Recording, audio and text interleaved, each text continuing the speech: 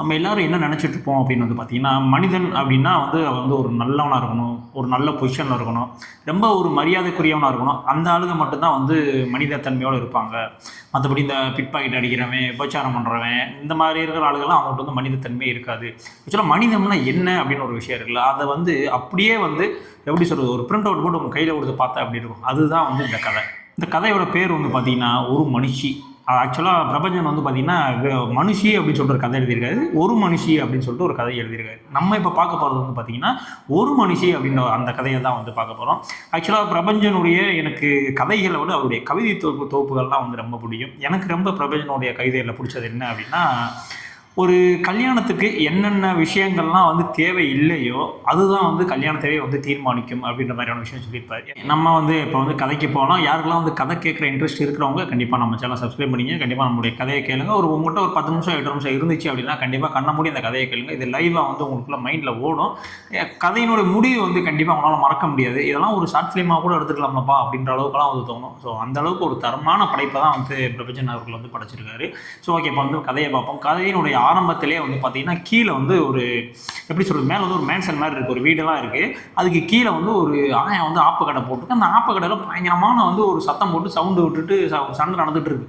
இந்த காளி அப்படின்ற மாதிரியான ஒரு ரவுடி வந்து சண்டை போட்டுட்டு இருக்கான். நீங்க வந்து ஆப்பம் தர மாட்டியா, காசு கொடுத்தா தான் தருவியா, சீக்கிரம் கொடு அப்படின்னு சொல்லி சண்டை போட்டுட்டு இருக்கு. அந்த கடைக்காரங்களும் வந்து காலையில் வந்தோடனே வந்து உனக்கு வந்து ஓசிலி வந்து கொடுத்துருவாங்களா, போய் வெயிட் பண்ணியா, பொறியா, பொறுமையாரியா, போறியா, இல்லை சட்டியை கொண்டு எரியவா அப்படி இப்படின்னு சொல்லி ஒரு 2 பேத்துக்கு நிறைய பெரிய வாக்குவாதம் நடந்துட்டு இருக்கு. இந்த சவுண்டு ஃபுல்லாக வந்து பார்த்தீங்கன்னா, மேலே படுத்து தூங்கிட்டு இருக்கிற நம்ம சேகர், அவர் தான் வந்து படத்தை நம்மளுடைய கதையினுடைய நாயகன். அவருக்கு வந்து காதுக்குள்ளே புகுந்து அவர் வந்து எழுப்பியே விட்டுருது.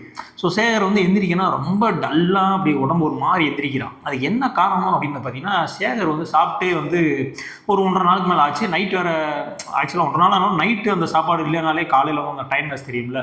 ஸோ அதனாலேயே வந்து ஒரு மாதிரி டயர்டாக வந்து அப்படியே எந்திரிக்கிறான். எந்திரிச்சு என்ன பண்ணலாம் அப்படின்னு சொல்லிட்டு முறுக்கை விட்டு அப்படியே யோசிக்கிறான். சரி ஓகே அப்படின்னு சொல்லிட்டு கீழே வந்து படிக்கட்டு இறங்கினான். படிக்கட்டு இறங்கும் போது வந்து பார்த்தீங்கன்னா, அந்த ஆப்பக்கடை இருக்குல்ல, அந்த ஆப்பக்கல்ல வந்து 2 ஆப்பம் அப்படின்ற மாதிரி சைலண்டாக சொல்லிட்டு அப்படியே வந்து வெளியே போயிட்டான். வெளியே போனால் ஆப்போசிட்டில் வந்து பார்த்தீங்கன்னா ஒரு டீ கடை இருக்குது. அந்த டீ கடையில் பார்த்தீங்கன்னா அன்றைக்கின்னு பார்த்தா அவ்வளோ கூட்டம். அந்த கூட்டம் அவ்வளோ இருக்கிறது வந்து சேகருக்கு வந்து ரொம்பவுமே ஒரு சந்தோஷமாக இருக்குது. ஏன் அப்படின்னா, இப்போ கூட்டமே இல்லை அப்படின்னா நம்ம தான் போய் இப்போ போனி போய் வாங்கணும். நம்ம கையில் வந்து காசும் கிடையாது. அங்கே போய் என்ன சொல்கிறது, கடன் சொல்கிறதா ஆளாக போய் அப்படின்னு சொல்லிட்டு அந்த ஒரு தயக்கம் வேறு. ஸோ கூட்டம்லாம் நிறையா இருந்தோடனே போயிட்டு, அண்ணே ஒரு டீனே அப்படின்ற மாதிரி சொல்லிடுறாப்புல. அவரும் வந்து போட்டு கொடுத்துட்டான். குடித்த பிறகு சேகர் போய் பக்கத்தில் வந்து அந்த கடைக்காரனுடைய காதில் போய் சொல்கிறாப்புல, நான் காசு வந்து அக்கௌண்ட்டில் வச்சுக்கினேன், ஆல்ரெடி அக்கௌண்ட் இருக்குல்ல வச்சுக்கினேன் அப்படின்னு. சரிப்பா சரிப்பா, ஆனால் அக்கௌண்ட் ஏறிக்கிட்டே போகுது அப்படின்ற மாதிரி சொன்னார். ஆனால் அவர் மெதுவாக தான் சொன்னார். ஆனால் அந்த மெதுவாக சொன்னதே சேகருக்கு ஒரு ஊரை கூட்டி சத்தம் போட்டால் எப்படி இருக்குமோ அந்த மாதிரியான ஒரு சத்தமாக வந்து அவர் காதுக்கு வந்து கேட்குது. ஏன்னா எல்லாரும் முன்னாடியும் சொல்லும் போது வந்து ஒரு சங்கடப்படுவாங்கள்ல. ஸோ அந்த மாதிரியான ஒரு விஷயத்தை தான் வந்து சேகர் உணர்றாப்புல. அந்த டீயை குடிச்சிட்டு அப்படியே வந்து திரும்ப வந்து அவருடைய அந்த வீட்டுக்கு வந்து போயிட்டுருக்காரு. ஆப்பம் சொல்லியிருந்தால அது ஆல்ரெடி வந்து மேலே வந்துருச்சு. ஸோ அங்கேயுமே வந்து அக்கௌண்ட்டு தான், வந்து அங்கேயும் காசுலாம் கிடையாது. மேலே போகிறாரு, சரி குளிச்சுட்டு வந்து சாப்பிட்லாம் அப்படின்னு சொல்லிட்டு குளிக்கிறதுக்கு வாளியெல்லாம் எடுத்துகிட்டு போகிறாரு. அந்த வீடு வந்து எப்படி இருக்கும்னா, இந்த சைடு 4 வீடு, இந்த சைடு 4 வீடு, அந்த மாதிரி தான் இருக்கும். ஸோ அந்த 4 வீட்டோட கடைசியில் தான் வந்து பார்த்திங்கன்னா ஒரு பாத்ரூம் இருக்கும். அங்கே தான் போய் சேகர் வந்து குளிக்கணும். ஸோ குளிக்கிறதுக்கு அப்படியே வாளி எடுத்து போயிட்டே இருக்காரு. போயிட்டே இருக்கும்போது வந்து பக்கத்தில் இருக்கவங்களாம் சொல்கிறாங்க, என்ன சேகரே, எங்களெல்லாம் ஃபோட்டோ எடுக்க மாட்டேன், பெரிய பெரிய செலிபிரிட்டி அவங்களெல்லாம் ஃபோட்டோ எடுப்பேன், எங்களெல்லாம் உங்களுக்கு கண்ணே தெரியாதுல்ல அப்படி இப்படின்னு சொல்கிறாங்க. ஏன்னா ஆக்சுவலாக சேகர் வந்து பார்த்திங்கன்னா ஒரு ஃபோட்டோகிராஃபர். அவர் வந்து இந்த மேகசின்ஸ் இதுக்கெல்லாம் வந்து ஃபோட்டோ எடுத்து கொடுக்குறவர். இந்த குமுதம் இந்த மாதிரிலாம் புக்ஸ் எல்லாம் இருக்குல்ல, ஸோ அதுக்கெல்லாம் அந்த நடு பக்கத்தில் வர கவர்ச்சி படங்கள் அந்த மாதிரியான ஃபோட்டோஸ்லாம் எடுத்து கொடுக்கக்கூடிய ஆள் தான் வந்து சேகர். ஸோ அதனால் வந்து எல்லாம் லந்து பண்ணுறாங்க. ஒன்னொன்னே இல்லைக்கா எடுப்போம், உங்களையும் ஒரு நாள் நான் வந்து எடுக்கிறேன்க்கா அப்படின்னு சொல்லிட்டு அப்படியே போய் குளிச்சுட்டு திரும்ப மேலே வர்றாப்புல. மேலே வந்து எல்லாம் தலையெல்லாம் துவச்சிட்டு சட்டையெல்லாம் போடுறாரு. பாக்கெட்டுக்குள்ளே கை விடுறாப்புல. ஒரு 30 காசு 35 காசு தான் வந்து இருக்கு அவர்கிட்ட. என்னடா 30 காசை வச்சு இதை வச்சு நம்ம என்ன பண்ணுறது? இப்போ வந்து நம்ம அவன் வேலை பார்ப்பான்லாம் அந்த மேகசினு. ஸோ அங்கே வந்து போகணும். அங்கே போய் அங்கே நிறையா வேலைகள்லாம் இருக்குது. திரும்ப நம்மளுக்கு கேமரா இருக்குது. கேமராவுக்கு வந்து ஃபிலிம் வாங்கணும். ஃபிலிம் வாங்குறதுக்கு வந்து காசு வேணும். இது ஏகப்பட்ட செலவு இருக்குது. நம்ம வெறும் 35 பைசா வச்சுக்கிட்டு என்னடா பண்ணுறது அப்படின்ற மாதிரி ஒரு மனநிலையில் அப்படியே யோசிச்சுக்கிட்டே வந்து போயிட்டே இருக்காப்புல. நேராக வந்து அவருடைய ஆஃபீஸ்க்கு வந்து போயிட்டார். போனோடனே வந்து, அண்ணே நம்ம ஆசிரியர் வந்துட்டாராண்ணே அப்படின்ற மாதிரி சேகர் வேகமாக கேட்குறாரு. இல்லைப்பா, ஆசிரியர் இன்னும் வரலை, எனக்கு தெரிஞ்சு இன்னைக்கு அவர் லீவாக கூட இருக்கிறதுக்கான வாய்ப்பு வந்து அதிகமாக இருக்குது அப்படின்றாங்க. அப்படியாண்ணே, சரிண்ணே அப்படின்னு சொல்லிட்டு ஒரு மாதிரி தயங்கிட்டே நிற்கிறேன். அப்புறம் சேகர், என்ன இப்போ மாதிரிலாம் வந்து உங்களுடைய ஃபோட்டோஸு எதுவுமே வந்து வர்றதில்ல, ஆளே வந்து ஒரு மாதிரி டல் ஆகிட்ட, என்ன வேலை பார்க்குற இன்ட்ரெஸ்ட் இருக்கா இல்லையா, மாதிரியான ஃபோட்டோஸ்லாம் இப்போ வர்றது இல்லையே அப்படின்னோடனே டக்குன்னு போன வாரம் அந்த புக்ஸ் எடுத்து காட்டுறான். புக்ஸில் வந்து திறந்து ஒரு 2 ஃபோட்டோ இருக்குது, அந்த ஃபோட்டோ பார்த்து வந்து அப்படி சைன் போடுறான். ஆக்சுவலாக சைன் போட்டால் அந்த 2 ஃபோட்டோ வந்து நான் தான் எடுத்திருக்கேன், போன வாரம் எடுத்து நான் தான் அந்த புக்கு கொடுத்துருக்கேன் அப்படின்ற மாதிரி அர்த்தம். சைன் போட்டோன்னே, ஓ இந்த ஃபோட்டோ நீ தான் எடுத்தியா 2 ஃபோட்டோவும், சரி சரி, நான் கூட அந்த அசோசியேட் ரமேஷ் தான் வந்து அந்த ஃபோட்டோ எடுத்துருப்பாப்ல போல அப்படின்னு நினச்சேன், நீ தான் எடுத்திருந்தியா, சரிப்பா, ஆனால் நல்லா இருந்துச்சுப்பா, ரொம்ப அருமையாக இருந்துச்சு, ரொம்ப ஒரு கவர்ச்சியாகவும் இருந்துச்சு அந்த ஃபோட்டோ. பரவாயில்ல, அந்த ஃபோட்டோக்காண்டியே புக் வாங்கி படித்தவங்க ஏன் போட்டு இருக்காங்கப்பா ஊரில் அப்படின்னு சொல்லி அவங்க 2 பேத்துக்குள்ளே பேசிகிட்டு இருக்காங்க. அண்ணே அக்கௌண்டன்ஸு வந்துட்டாரா, அக்கௌண்டன்ஸும் நீங்கள் காணாம்ப்பா, நீ என்ன பண்ணலான்னு தெரியல.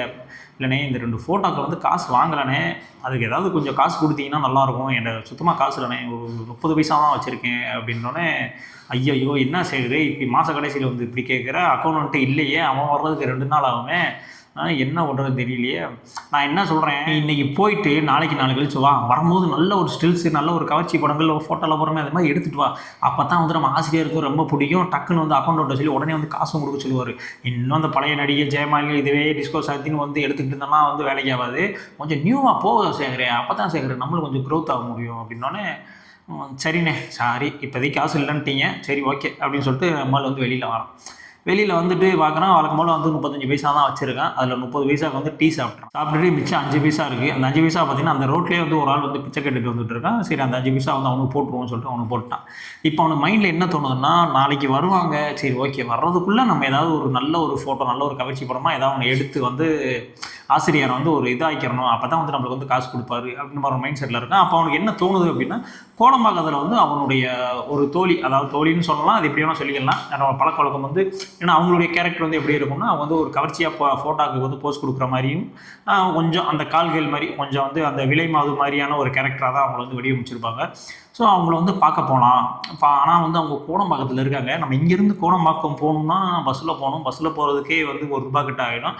நம்மக்கிட்ட காசு இல்லை, இருந்த காசையும் டீ குடிச்சாச்சு, 5 பைசாவையும் போட்டாச்சு, என்ன பண்ணலாம் அப்படின்னு நினச்சி யோசிச்சுட்டு இருந்த மனுஷன், சரி நடந்தே போயிடுவோம் அப்படின்னு சொல்லிட்டு 2.5 மணி நேரமாக வந்து கால் வலிக்க மனுஷன் நடந்தே வந்து கோடம்பாக்கத்துக்கு வந்து போயிட்டான். போனவே வேகமாக வந்து ஒரு ஸ்டெப்ஸில் ஏறி போய் வந்து கதவை தட்டுறான்.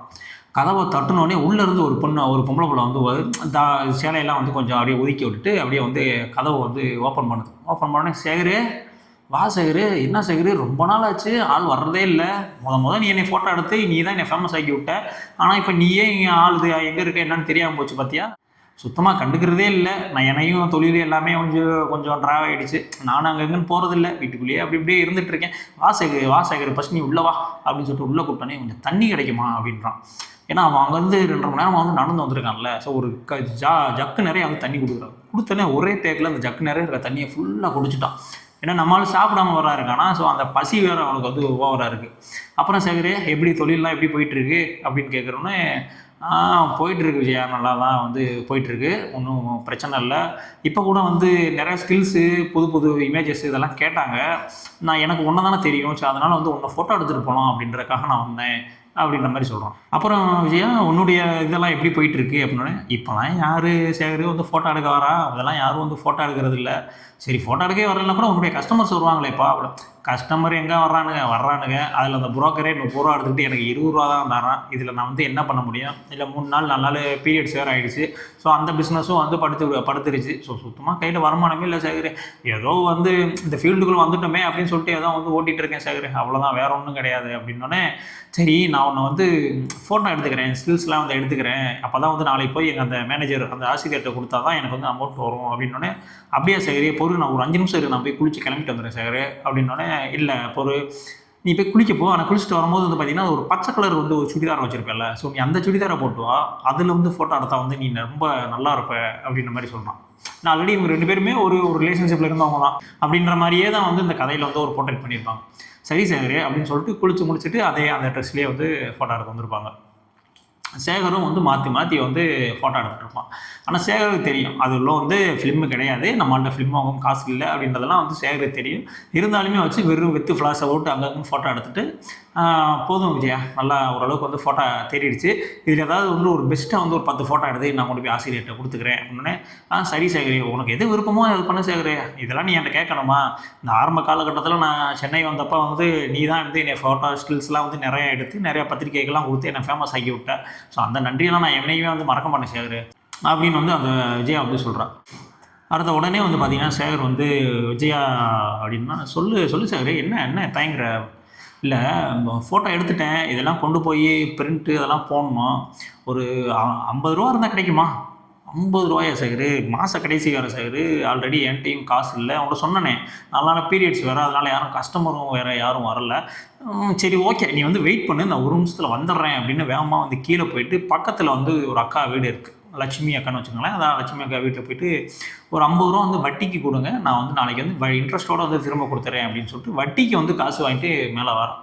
மேலே வந்துட்டு அந்த ரூ. 50 வந்து சேகர்கிட்ட கொடுக்குறா. உடனே சேகர் வந்து அதில் ரூ. 30 வாங்கிட்டு ரூ. 20 வந்து திரும்ப வந்து விஜயாட்டே கொடுத்தாங்க. இல்லை, நீயும் ரூ. 20 வச்சுக்கோ, ஏன்னா உன்கிட்ட காசு இல்லைன்னு இல்லை, வச்சுக்கோ அப்படின்னோடனே, நீ காசு இல்லைன்னு சொன்னால் நான் எப்படி இப்போ ரூ. 50 வந்துச்சு அப்படின்னோடனே, இல்லை எனக்கு தெரிஞ்சவங்க தான், நான் தெரிஞ்சவங்கள்ட்ட வந்து தான் கொடுத்து வச்சுருந்தேன், நான் சும்மா வாங்கிட்டு வந்தேன் அப்படின்ற மாதிரி சொன்னான். ஆனால் ஆக்சுவலாக வந்து இவன் கேட்குறானேன்றதுக்காக போய் வட்டி இன்ட்ரெஸ்ட்டுக்கு தான் வந்து வாங்கிட்டு வந்திருப்பான். சரி விஜயா, இப்போ நான் வந்து கிளம்புறேன், நான் போய் இதெல்லாம் வந்து ஃபிலிமை போட்டு எல்லாம் வந்து பிரிண்ட் போட்டு எடுத்து நான் வந்து நாளைக்கு வந்து ஆள்கிட்ட வந்து ஆசிரியர்கிட்ட வந்து கொடுத்துட்றேன்.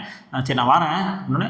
சரி சேகர், சரி பார்த்து பத்திரமா போயிட்டு வா அப்படின்னு விஜயா வந்து வழி அமைச்சிடுறான். இவன் வந்து படிக்கட்டு இறங்குறான். படிக்கட்டு இறங்கிட்டு இருக்கும் போதே வந்து ஆப்போசிட்டில் வந்து பார்த்தீங்கன்னா அந்த காசு கொடுத்தாள் லட்சுமி. அவள் வந்து மேலே ஏறி மாடிக்கு வந்துட்டு இருக்கான். ஏய் என்னடி ஆள் புதுசாக இருக்கிறான், அவனை வரை இங்கே பார்த்ததே இல்லையே அப்படின்னு.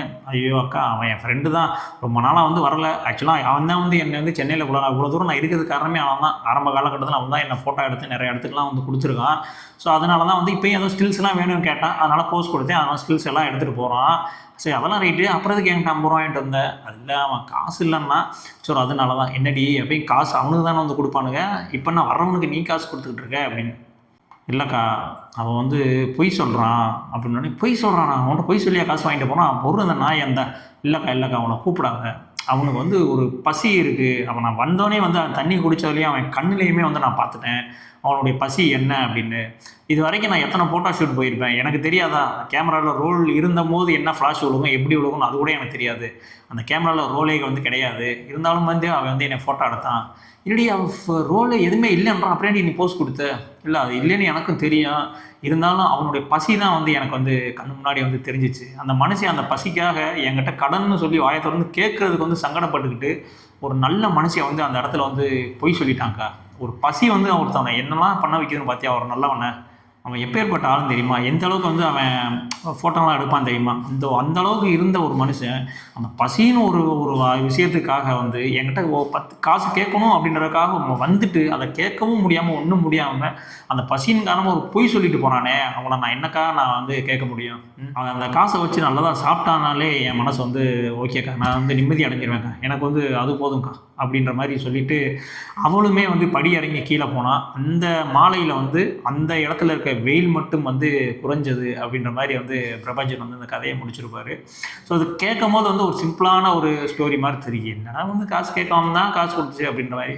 ஆக்சுவலாக நம்ம வந்து அந்த விபச்சாரம் பண்ணுற அந்த தொழிலில் இருக்கக்கூடிய அந்த பெண் தான் அது. பட் அவளுக்குள்ளே இருக்கிற அந்த ஒரு மனிதம்னு அந்த ஒரு விஷயம் இருக்குல்ல, நம்ம எல்லாம் என்ன நினச்சிட்டு இருப்போம், நல்லா டிப்டாப்பாக இருந்தவன் தான் வந்து அந்த மாதிரிலாம் இருப்பான், மனிதத்தன்மையோடு இருப்பான் அப்படிலாம் நினச்சிட்டு போகலாம். எல்லாத்துக்கும் ஒரு திருடன், ஒரு யாராக இருந்தாலும் சரி, ஒரு கொலகாரன், ஒரு விபச்சாரம் யாராக இருந்தாலும் அவங்களுக்குள்ளேயும் ஒரு மனிதம்னு ஒரு விஷயம் இருக்குல்ல. ஸோ அந்த விஷயத்தை வந்து அப்படியே வெளியே எடுத்து காட்டியிருப்பார். ஸோ இந்த கதையில் நீ பாதியிலே வந்து பார்த்தீங்கன்னா 35 பைசா தான் வச்சுருவான். அதில் 30 பைசா வந்து டீ குடிச்சா கூட 5 பைசா இன்னொருத்தன் கேட்கும்போது வந்து அந்த 5 பைசாவையும் போட்டுருவான். ஸோ அந்த இடத்துலேயே வந்து அந்த மனிதன்ற ஒரு விஷயத்தை வந்து நல்லாவே வந்து காட்டியிருப்பாங்க. இன்னொரு இடத்துல பார்த்தீங்கன்னா 50 ரூபா வந்து கடை வாங்கி வந்து கொடுத்துருப்பாங்க. அதில் 30 ரூபா வச்சுக்கிட்டு 20 ரூபா நீ வச்சுக்க விஜயா, உனக்கு ஏதாவது வேணும்ல அப்படின்ற மாதிரி வந்து கொடுத்துருப்பாரு. ஸோ இந்த மாதிரி சின்ன அந்த மனித உணர்வுகளை ஃபுல்லாக வந்து பிரபஞ்சன் வந்து ரொம்ப அழகாக வந்து இந்த கதையில் வந்து காட்டியிருப்பாப்புல. ஏன்னா அவளுக்குமே விஜயாவுக்குமே தெரியும் அதில் வந்து ரோல் கிடையாது, சும்மா தான் ஃப்ளாஷ் அடிச்சுட்டு இருக்கான் அப்படின்ற மாதிரி தெரியும். பட் இருந்தாலும் கடைசியாக வந்து அந்த பசியின் காரணமாக வந்து அவன் கேட்குறான் அப்படின்றத வந்து இவ வந்து புரிஞ்சுக்கிட்டா. அவள் கண்ணிலே புரிஞ்சுக்கிட்டா, அவன் கண்ணில் பசி தெரியுதுன்றத இவ பார்த்தே வந்து புரிஞ்சுக்கிட்டா. ஆனால் அவனுக்கு வந்து பார்த்தீங்கன்னா எப்படி கேட்குறது, அந்த இதெல்லாம் விட்டுட்டு ஒரு கூச்சம், அந்த என்னதான் வந்து அவன் கஷ்டப்படுறாங்களா இருந்தாலும் அந்த கடன் அந்த வாய் வரணும்ல, அவங்க ஏதாவது சொல்லிடுவாங்களோ ஏதாவது நினச்சிடுவாங்களோ அப்படின்ற மாதிரியான ஒரு மனநிலை இருக்குல்ல, அந்த நிலை தான் வந்து அந்த ஒரு தருணம் தான் வந்து அவனை வந்து பொய் சொல்ல வச்சு அந்த மாதிரி அந்த பசி வந்து பொய் சொல்ல வச்சிருச்சு அப்படின்றத ஒரு நல்லாவே வந்து ஒரு ரைட்டிங்கில் வந்து காட்டியிருப்பார். இப்போ நான் சொன்னதை விட நீங்கள் வந்து இந்த புக்ஸை வாங்கியெல்லாம் வந்து இந்த கதையெல்லாம் படிச்சிங்க அப்படின்னா அப்படியே கண்ணில் வந்து தண்ணி வந்துடும். ஸோ அந்த அளவுக்கு வந்து ரொம்ப உணர்வுபூர்வமாக வந்து எழுதியிருப்பார் பிரபஞ்சன் அவர்கள். ஸோ எனக்கு ரொம்ப பிரபஞ்சன் அவர்களுடைய கதைகளில் எனக்கு ரொம்ப பிடிச்ச கதை இந்த கதை தான். இதுக்கு அப்புறம் வந்து பார்த்தீங்கன்னா அப்பான்னு சொல்லிட்டு ஒரு கதை, அடின்னு சொல்லிட்டு ஒரு கதை இருக்கும். ஸோ அதுவுமே வந்து நான் வந்து ஆல்ரெடி போஸ்ட் பண்ணியிருக்கேன், முடிஞ்சால் அந்த கதையை வந்து செக் அவுட் பண்ணி பாருங்கள். ஸோ இதே மாதிரியான அடுத்த ஒரு கதையில் உங்களை கண்டிப்பாக சந்திக்கிறேன். முடிஞ்ச அளவுக்கு நம்ம சேனலை வந்து சப்ஸ்கிரைப் பண்ணுங்கள். நம்ம சேனல் வந்து நம்மளுடைய கதைகள் நல்லா இருந்துச்சு அப்படின்னா உங்கள் ஃப்ரெண்ட்ஸ் எல்லாத்துக்கும் ஷேர் பண்ணுங்கள். ஸோ அவங்களும் வந்து சப்ஸ்கிரைப் பண்ணட்டும். இதே மாதிரியான அடுத்த ஒரு கதையில் வந்து உங்களை சந்திக்கிறேன். பாய்.